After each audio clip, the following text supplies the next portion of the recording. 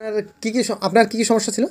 আমার প্রেশারে খুব চাপ দিত, প্রেশার হাই সবসময় থাকতো। তার জন্য কি সমস্যা হতো? এখন সমস্যা মানে গান বাজনা করতে পারতাম না গানের জগতে, আবার বেশি কথা বললে ওই রকম হয়ে যেত, মাথায় চাপ দিত, দোকানদারি করতে গেলে লোকের সাথে কথা বলতে হতো, হুম।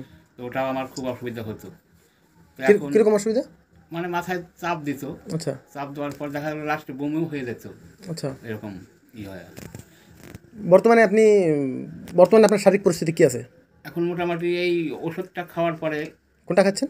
এই যে এটা ফার্স্ট ড্রেস। হ্যাঁ, এটা খেয়ে বর্তমান পরিস্থিতি কি আছে? এখন আবার ভালো মোটামুটি আমি এখন এটা খাওয়ার পর।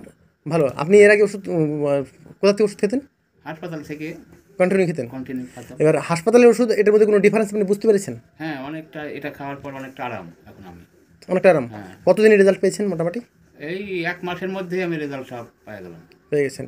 আচ্ছা, এরপরে আপনি এই পর্যন্ত কটা ডিব্বা খেয়েছেন?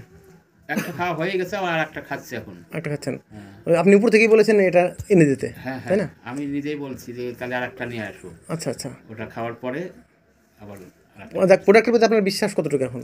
এখন এটার পর ভালো বিশ্বাস আছে আমার।